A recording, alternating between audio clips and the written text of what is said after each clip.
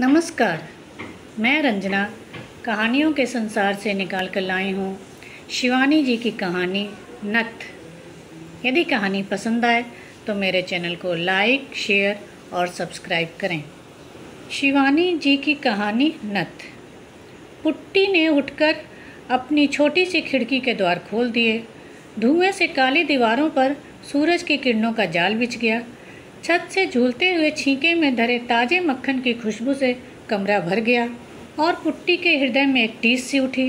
क्या करेगी उस खुशबू का जब उस मक्खन को खाने वाला ही नहीं रहा।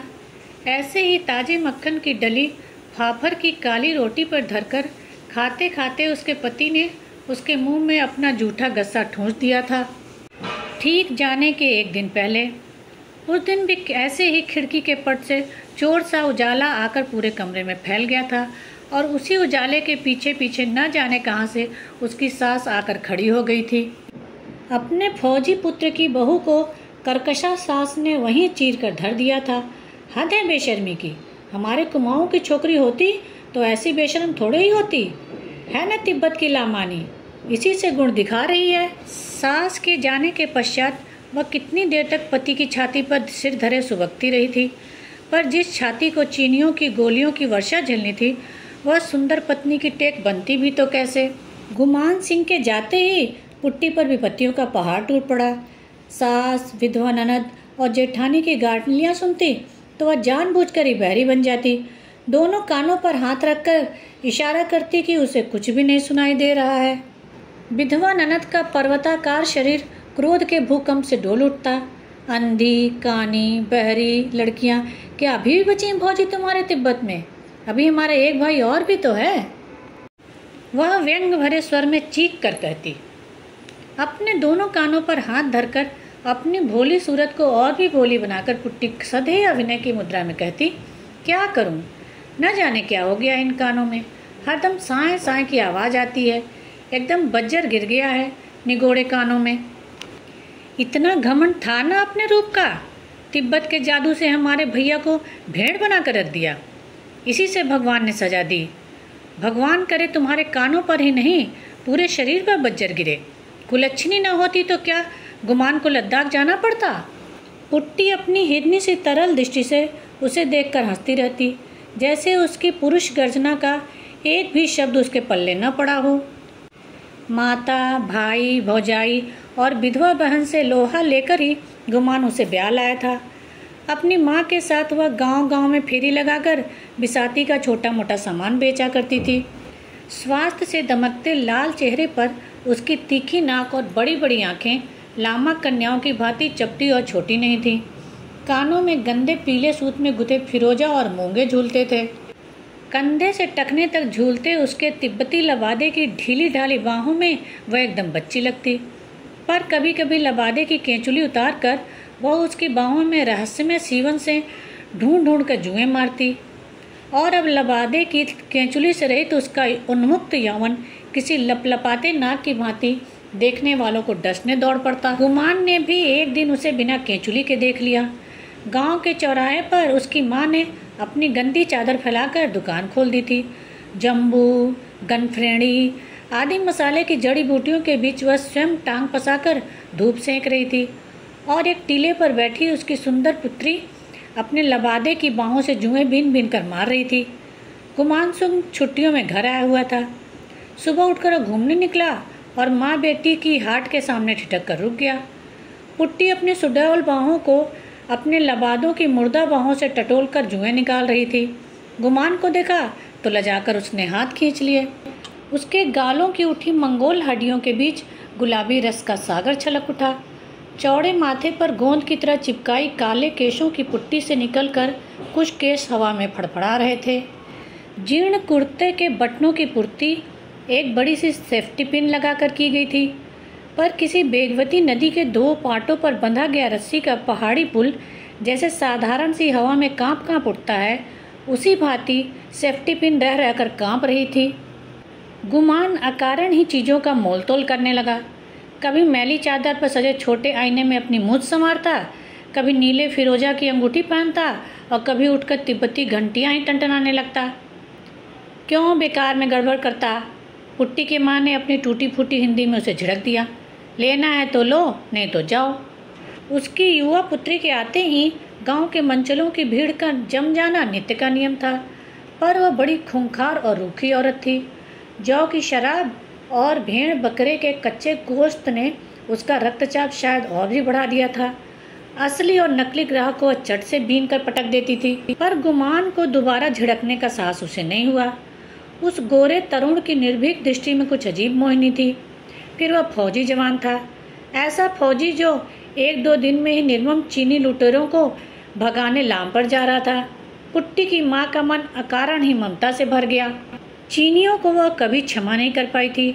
उसके इकलौते 12 वर्ष के पुत्र को उन्होंने चीन के किसी स्कूल में पढ़ने भेज दिया था।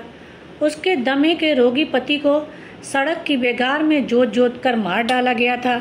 उसके हाथी से विराट याक को काट काट कर हत्यारों ने अपनी फौजी टुकड़ी को खिला दिया था, और एक दिन भी वह चूकती तो उसकी पुट्टी को भी उड़ा ले जाते। रात ही रात में वह मनी पद्मी हुम जबकि पुत्री को खींचती गिरती पड़ती तिब्बत की सीमा पार कर गई थी। उन्हें चीनियों को मार भगाने गुमान जा रहा था।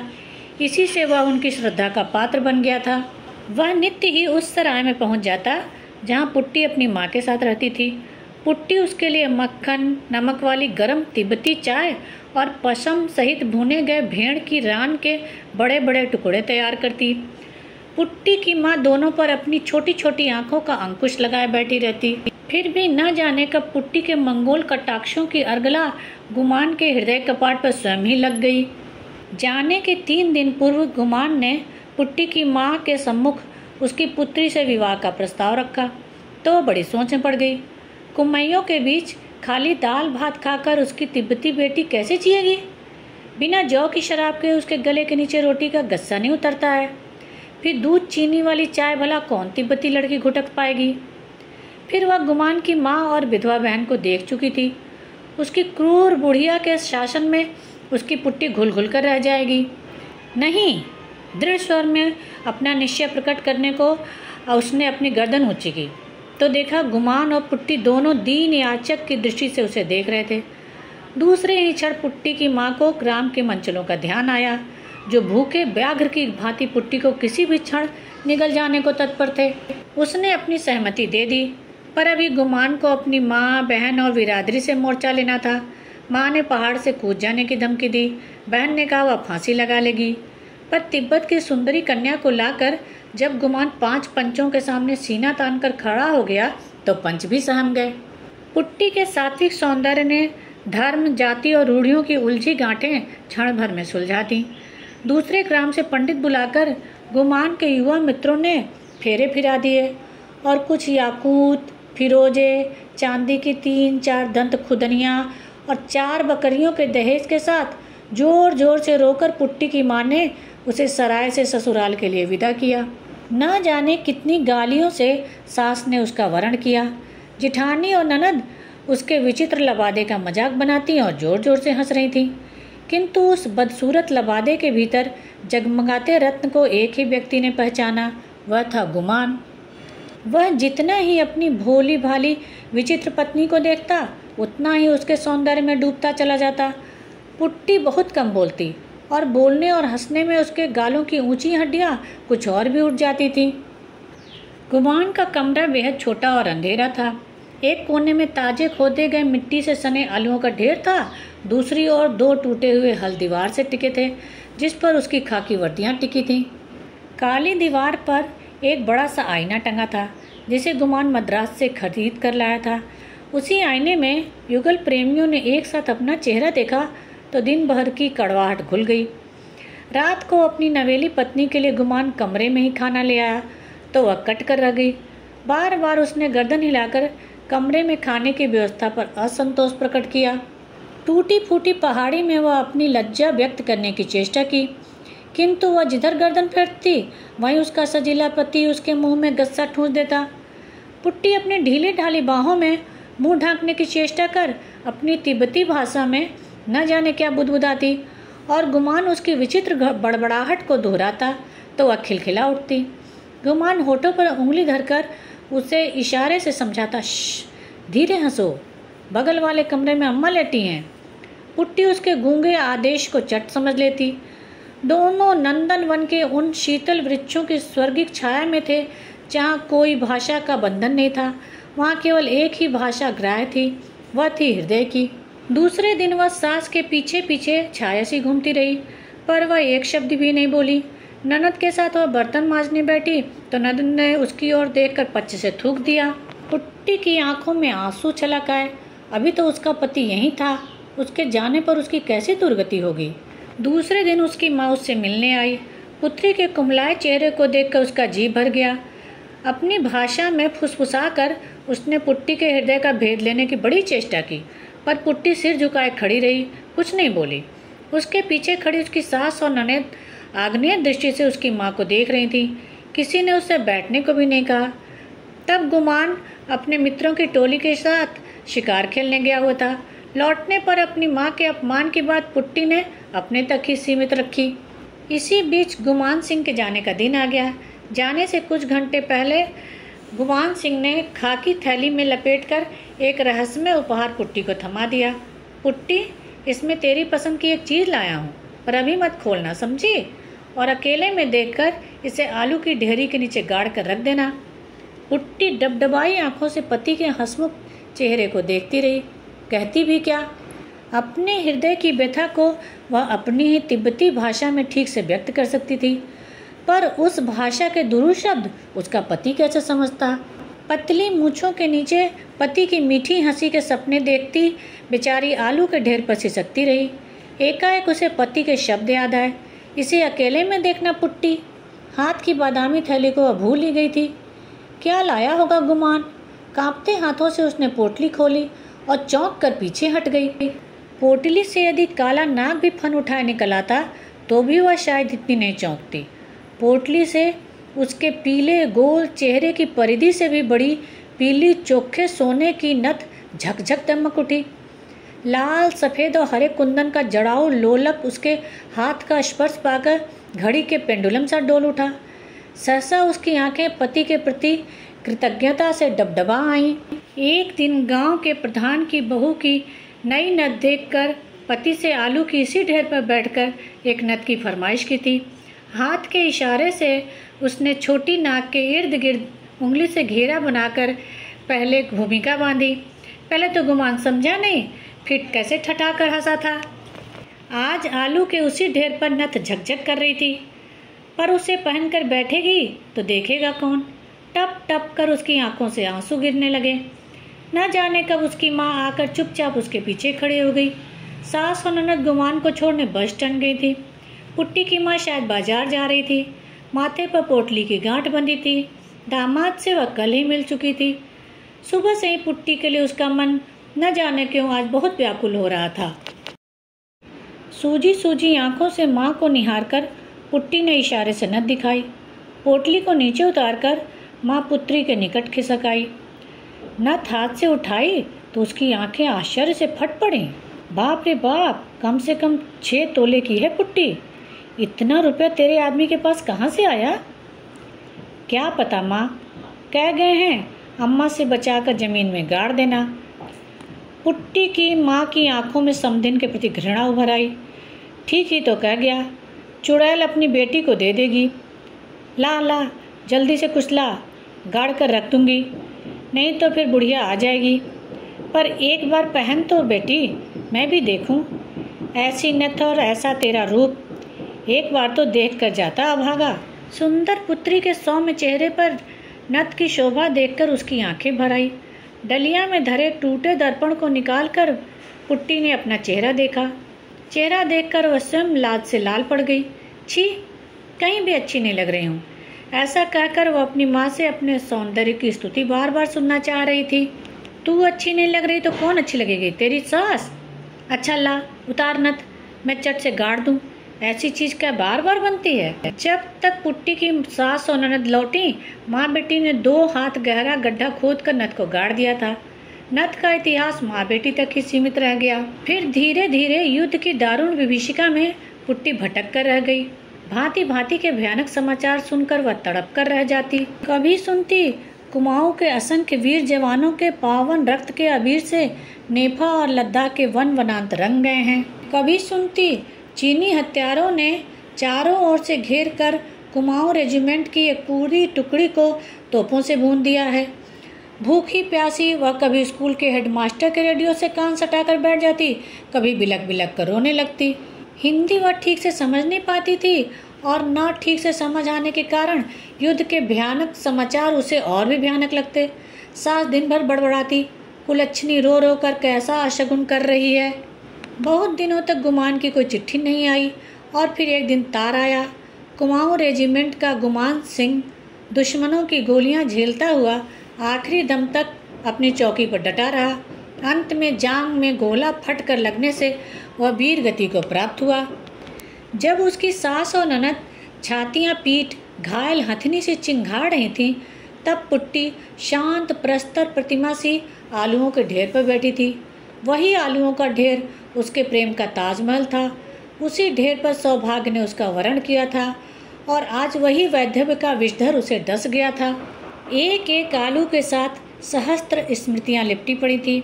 आलुओं की मिट्टी पर गुमान ने जाने के एक दिन पहले अपना नाम और पुट्टी का नाम उंगली से लिख दिया था।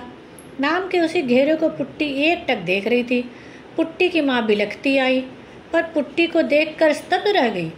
यह तो पुट्टी नहीं, जैसे स्वयं तिब्बत के मठाधीश बड़े लामा बैठे थे। उसकी आंखों में एक भी आंसू नहीं था। स्थिर दृष्टि उठाकर उसने अपनी माँ को देखा। मेरी बच्ची मेरे साथ चलेगी? वह अपना चेहरा उसके पास सटाकर बोली, नहीं नहीं, मैं यहीं रहूंगी। आलुओं की ढेरी को ममता से देखकर पुट्टी ने मुंह फेर लिया। पुत्र की मृत्यु ने उसकी सास को जीती जागती तोप बना दिया था। वह दिन रात आग उगलती, पर पुट्टी पत्थर बन गई थी। रोज रात को वह पति की वर्दी सूंघती, माथे से लगाती और फिर छाती से लगाकर आलुओं के ढेर पर लेट जाती।